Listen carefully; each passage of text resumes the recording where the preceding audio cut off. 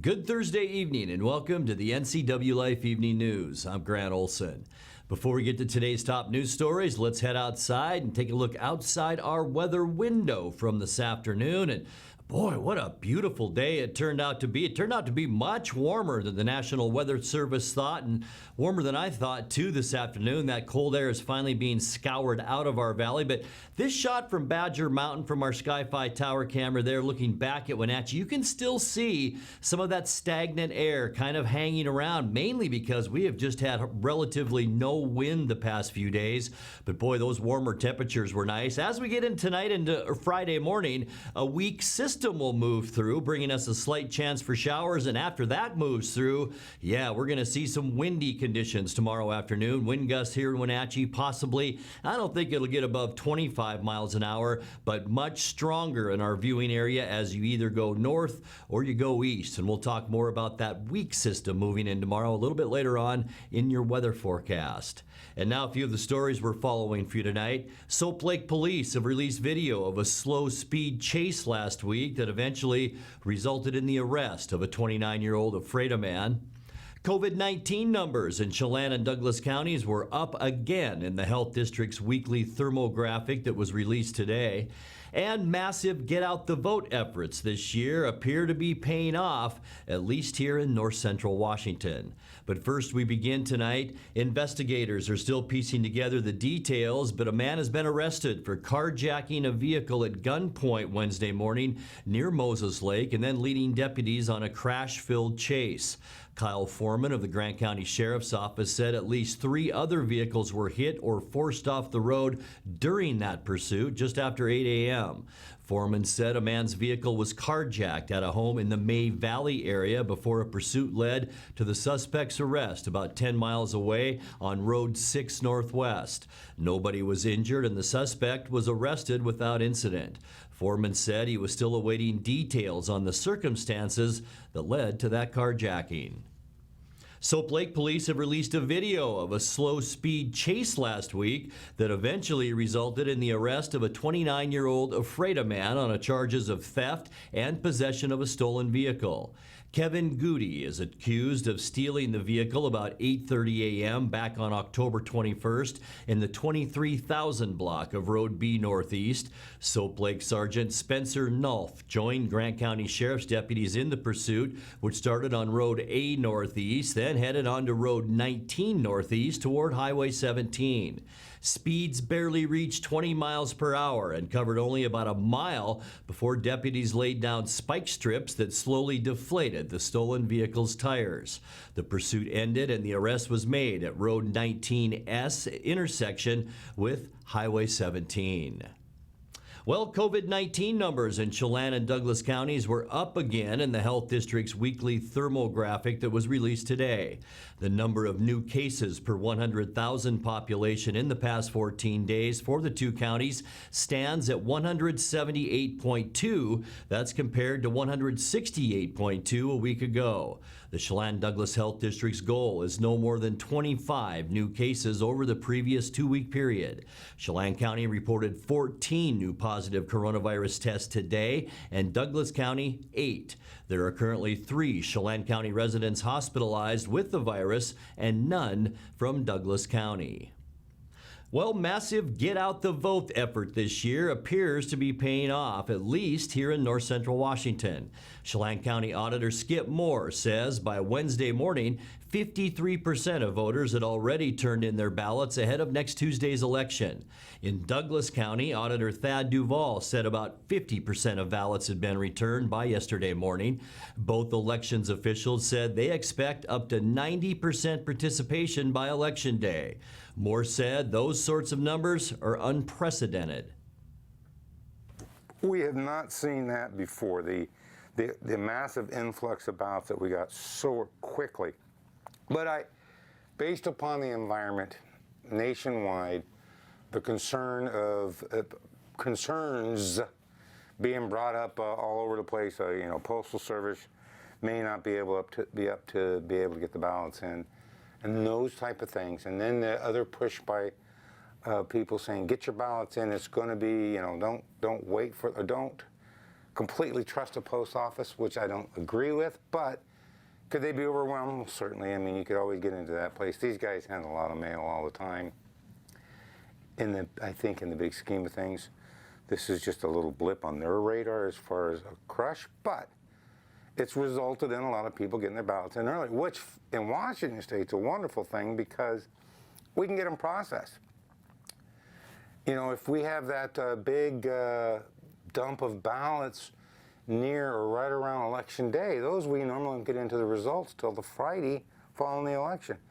Well, right now we're going to have over 26,000 ballots, there's about, in the results on Tuesday night, which is huge. I mean, even in those elections where we got 60, 70%, we're on election night probably only reporting of that about half. Coming up next, a pilot escaped injury Wednesday afternoon when his experimental plane went down in a field south of Ephrata. As younger students in Wenatchee prepare to return to classrooms next week, the school district said there are important things parents need to be doing every day to make sure that return is successful. And there's still time to vote, both in Tuesday's general election and also on a name for the Washington Department of Transportation's newest tow plow. I'm Grant Olson, and you're watching the NCWLIFE Evening News.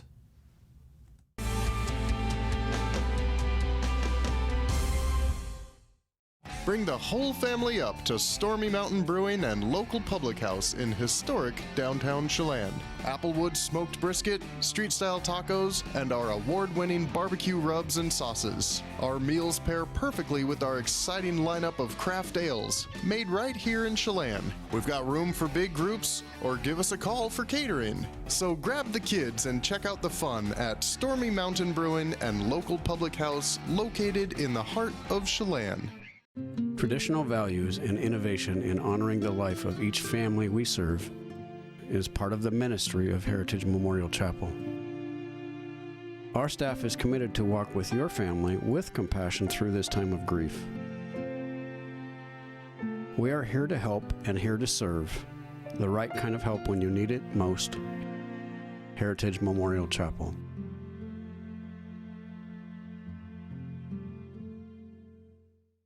I have fiber at home because it allows me to do a great job in my profession. It allows me to learn things that I need to learn at home.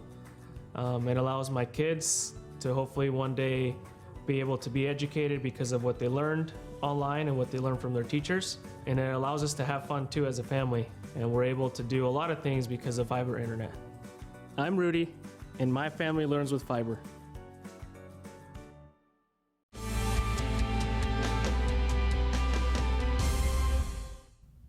Welcome back. In another news, a pilot escaped injury Wednesday afternoon when his experimental plane went down in a field south of Ephrata. The Grant County Sheriff's Office said several motorists witnessed the Kit 3 fixed-wing plane piloted by Jordan J. Baker of Moses Lake attempting to land on a private property access road after experiencing engine problems. The Sheriff's Office said when the airplane landed, the main landing gear separated, causing the plane to skid off the access road into a field. In addition to the Sheriff's Office, Soap Lake Police, the Washington Department of Fish and Wildlife, Grant County Fire District 13, and Ephrata firefighters all responded. Well, as younger students in Wenatchee prepared to return to classrooms next week, the school district said there are important things parents need to be doing every day to make that return successful. Wenatchee School District Communications Director Diana Haglund said 3 steps are required every day. Hey, Wenatchee School District. This is your Communications Director, Diana Haglund. Over the weekend, our elementary families received a postcard in the mail from us.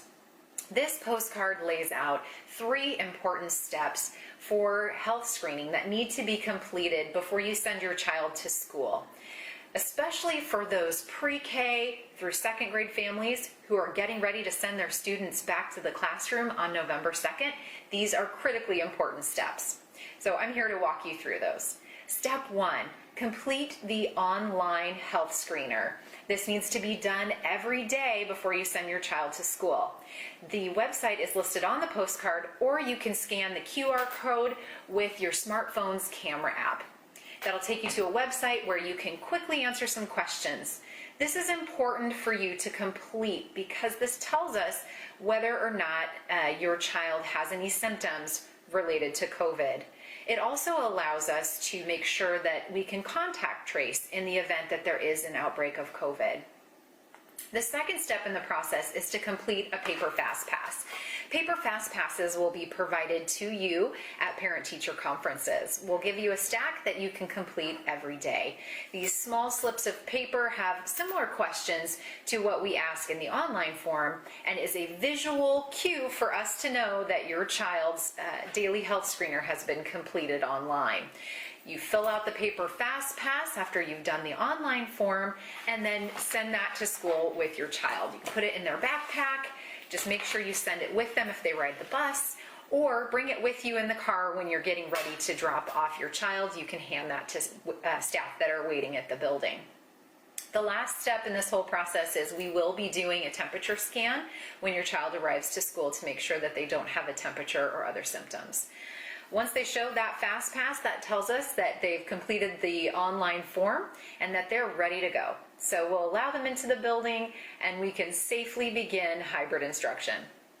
For more information about the health screening steps, visit our website, wenatcheeschools.org/smartrestart, or give your school a call. We'll have extra copies of the paper FastPasses for you, as well as copies of this postcard. If you didn't get one, you lost it, whatever, we'll make sure that you have some copies. I would put it on the refrigerator or somewhere where you have quick and easy access to it every day. And remember, these steps need to be completed every day for every child before you send them to school. Online form, paper FastPass, send it with the student or put it in their backpack every day. Thanks for doing your part to keep our students healthy and safe, and we can't wait to see them starting on November 2nd.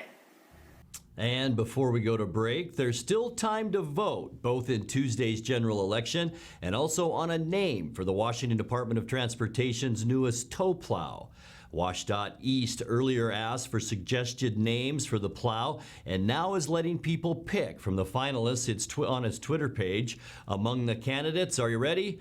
Plow King, an obvious reference to The Simpsons, Sammy the Snow Slayer, The Last Snowbender, and R2 Plow2. 2 years ago, a naming contest resulted in WSDOT's first tow plow being called, I love this one, Plowy McPlow Plow.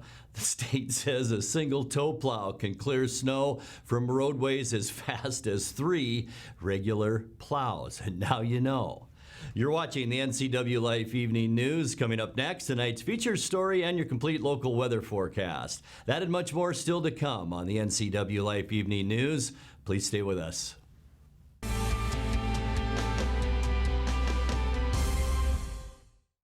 Hope, oxygen to your soul, color in your world, a light to your future. Difficult to qualify and quantify, Yet you know when it's lacking. So many things have promised us hope, But have left us feeling hopeless and empty. Real hope is able to stand firm even on the darkest day of the soul and still say with the prophet Jeremiah, For I know the plans I have for you, says the Lord. plans to prosper you and not to harm you. Plans to give you a hope and a future. The Apostle Paul declared to a young church in Rome, May the God of hope fill you with all joy and peace. as you trust in him. so that you may overflow with hope. By the power of the Holy Spirit. If our God is a God of hope, then maybe it's your turn to experience a hope that cannot be shaken or destroyed. And maybe it's time to hope again. Maybe it's time to become a generation of hope. What if the same God that raised Christ Jesus from the dead And resurrect your hope. Maybe it's time to hope again. Hi, Stephen DeVilbiss here, Branch Manager of Beneficial and Home Care. We are an equal opportunity employer and we do not discriminate in employment or services. It is our mission to maximize our clients' physical health and sense of mental well-being while remaining in the comfort of their home. We are currently seeking professional caregivers who share our mission to help our clients live safely and comfortably at home. Call Beneficial and Home Care. Schedule your interview today. 509-663-7900. So Pam, how's your mom doing? She's okay. She's struggling. She'd like to stay in her house, and it's getting harder for her to do the daily chores. What kinds of problems is she having? Just basic house cleaning, taking care of her house, yard work, taking care of her medicine. It does sound exhausting. It is very exhausting, and I always worry about her. Aging in Adult Care can assist you or your loved one to remain comfortably and safely in their own home. Contact them today to start the conversation.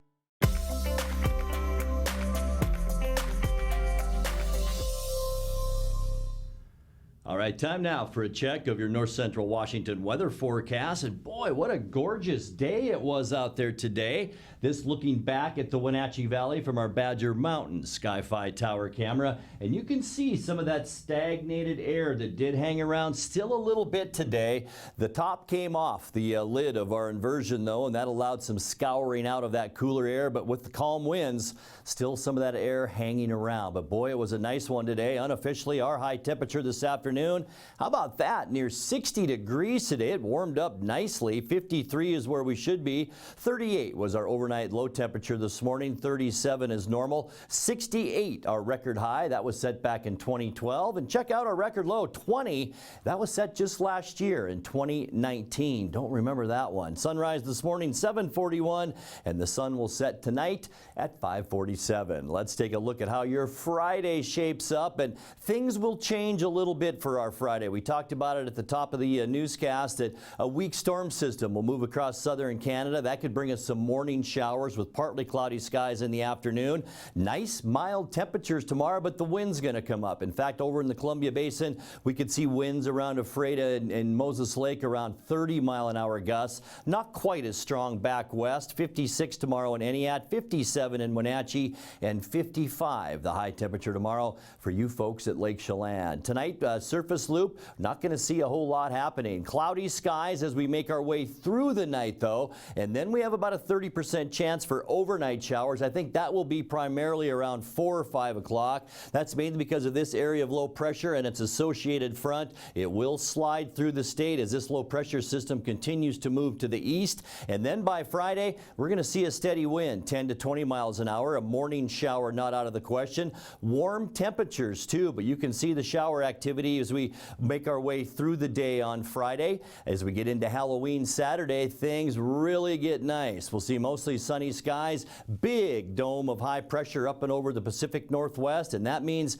very nice temperatures. We're talking temperatures Saturday mainly in the mid-50s, so it should be a great day to get outside. Even better if you have outdoor plans on Sunday. Sunny and nice, almost all of the country seeing beautiful weather, and we will see high temperatures on Sunday, not only in the mid-50s, but warming into the upper 50s on Sunday. For Monday, increasing clouds. There is another large storm system that'll make its way to us by about the first part of next week. So increasing clouds on Monday. Here's that fetch of moisture from that area of low pressure. And then as we get into Tuesday, we have a pretty good chance for rain. 30% chance during the day. That'll go up to 40% chance Tuesday night. And get this, a warm front will be associated with that. And we could be talking temperatures Tuesday with rain right around 60 degrees. Same goes for Wednesday. A partly cloudy sky, a 20% chance of showers, and very mild once again. We are expecting afternoon highs mid next week, maybe even into the lower 60s. Let's take a look now at your Patriot Plumbing, Heating, and Cooling 7-day forecast. A very mild 43 degrees tonight. Morning showers and then windy in the afternoon tomorrow and 57. Beautiful weekend ahead. A nice one for Halloween at 56, 58 on Sunday. And then look at that warm up as we get into the first part and middle of next week. Maybe some rain showers with high temperatures near 60. And that's a look at your local weather forecast. Coming up next, tonight's Sports Report with Eric Granstrom and more as the NCWLIFE Evening News continues right after this.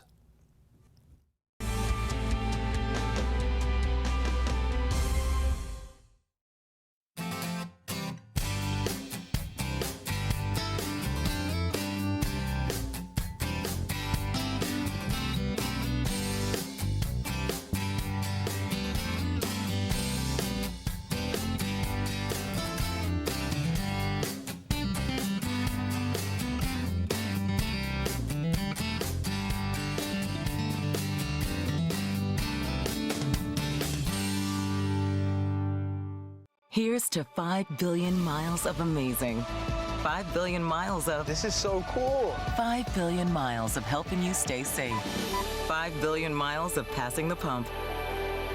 5 billion miles of... Woo! That's 5 billion miles driven around the world. The all-electric 2020 Nissan Leaf. The extended range 2020 Leaf is now available at Town Nissan, right behind Costco in East Wenatchee. And now it's a sports update on the NCWLIFE channel. And a happy Thursday to you. The Seahawks have added an edge pass rusher to its defense by trading away B.J. Finney and 7th-round draft pick to Cincinnati for Carlos Dunlap. Dunlap, a two-time Pro Bowler for the Bengals and has a proven track record of pressuring quarterbacks. Coach Pete Carroll says the team is always on the lookout for players who can come in and help. We're always looking, and there's other guys that were out there that we've been looking at as well in all spots that are available. You know, the names start to pop up here at this time of year, and so this was one that fit exactly what we needed, and really pleased to get it done. Glad to bring a guy of Carlos's stature and background and to this club, and I'm happy for him to come here. You know, this is a great place to play. He's going to be excited about all of this, I think. Carlos has been a very, very consistent player for a long time. He's always been fast, always been athletic. He still moves his feet well and gets off the rock and knows exactly how to play the spot that we want to play him in. Really, it was excited to share that with him. He was concerned, he didn't know, how we would play him and all. So that was good for him to hear. And we're going to see. We'll just make the most of it. Defensive coordinator Ken Norton Jr. says Dunlap should definitely be able to help with Seattle's pass rush. Watched him from afar for years. He's been a player that's been very productive and active, over the last several years. So there's no question he can certainly step in and help us. So we're really excited about the transaction and cannot wait to get him here. Well, he's at a position that's a designated pass rusher, a guy that's been very active, a guy that's been very productive. He's a veteran that has a wealth of knowledge. We have a young group here that will certainly benefit from having a veteran like that on the team. At the same time, as you've seen in the games, we need as much pressure, much pass rushers as we can get right now, so the quarterback doesn't have that extra time, to uncover the coverage. Now, Dunlap will have to pass a physical and go through COVID protocols before being able to join the Seahawks. Coach Carroll says that should make him available with the Seattle team by the time they play Buffalo next week. Well, the Wenatchee School District Board of Directors voted unanimously this week to change the name of the high school swimming pool after a longtime coach who passed away from cancer. James Elwin was the Wenatchee High swim coach for 16 years, was beloved by everyone who swam for him. Tragically, Elwin passed away after a brief battle with cancer last June. In his honor, the school board voted Monday to rename the facility the Wenatchee High James Elwin Aquatic Center. Elwin led the Panthers into state prominence during his tenure. He coached the WHS boys team to 6 top 10 finishes and the girls team to 11.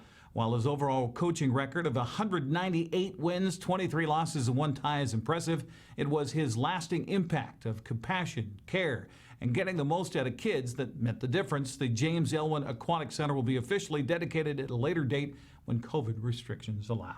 Well, dedication, that's something former Wenatchee Valley College coach, educator, and athletic director Sandy Cooprider knows a lot about. He says it was the dedication of so many in the community that helped make his dream of a sports complex on campus become a reality. As construction got underway to build what is now Paul Thomas Senior Baseball Stadium, North Rotary Softball Field, and Mike Hollis Soccer Field, Cooprider worried he'd bitten off more than he could chew.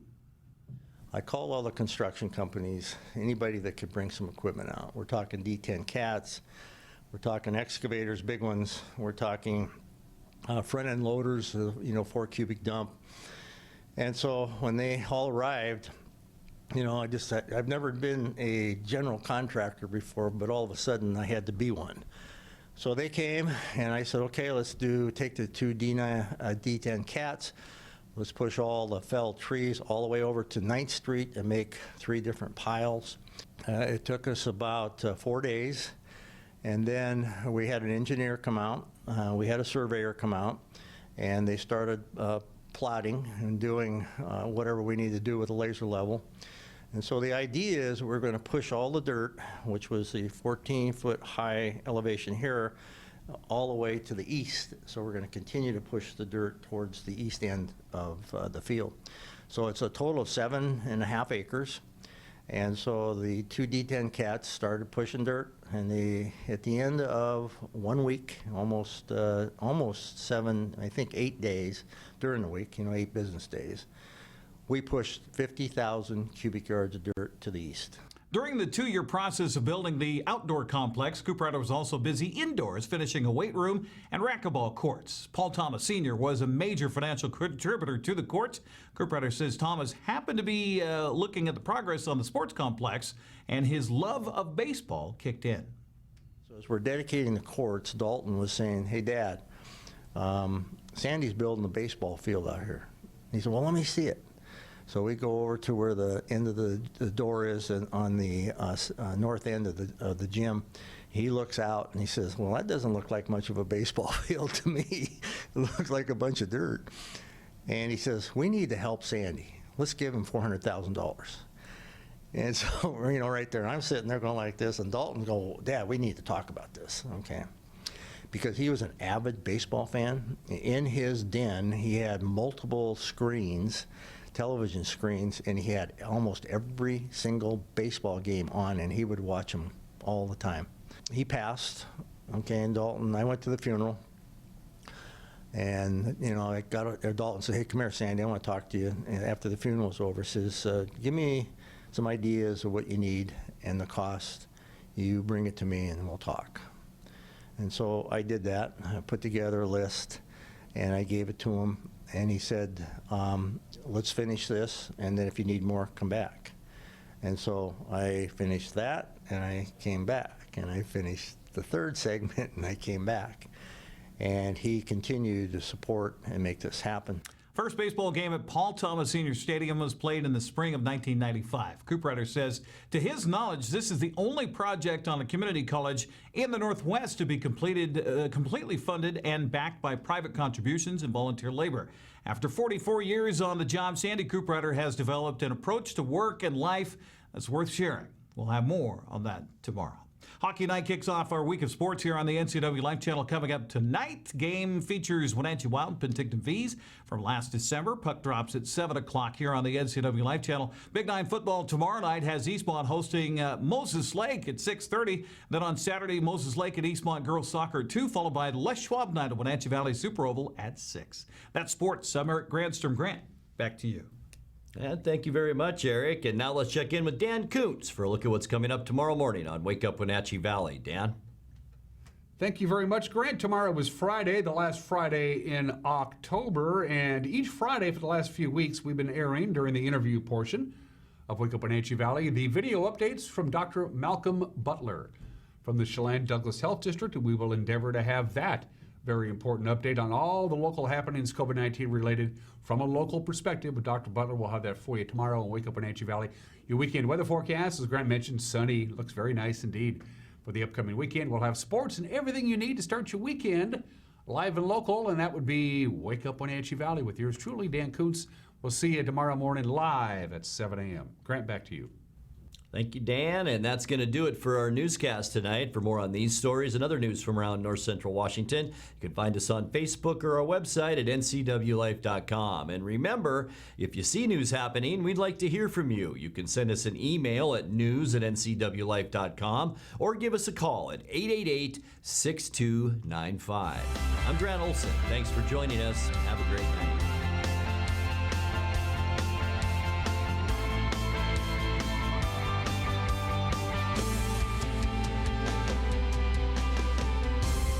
2021 models are arriving at Sangster Motors. General Motors is on the move with the all-new 2021 Yukon. Yukon is redesigned from the ground up with a bold new look and all the latest technology. Also new is the Canyon AT4 pickup. This off-road equipped mid-size truck will challenge any rival for performance and value. Both of these models will offer Duramax diesel options for maximum power and economy. The American Challenge is game on at Sangster Motors now.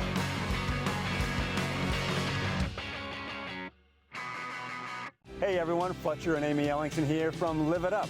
Join us every week as we answer your questions on health, wealth, and relationships. We're all about you creating a life that you love, so tune in to Live It Up.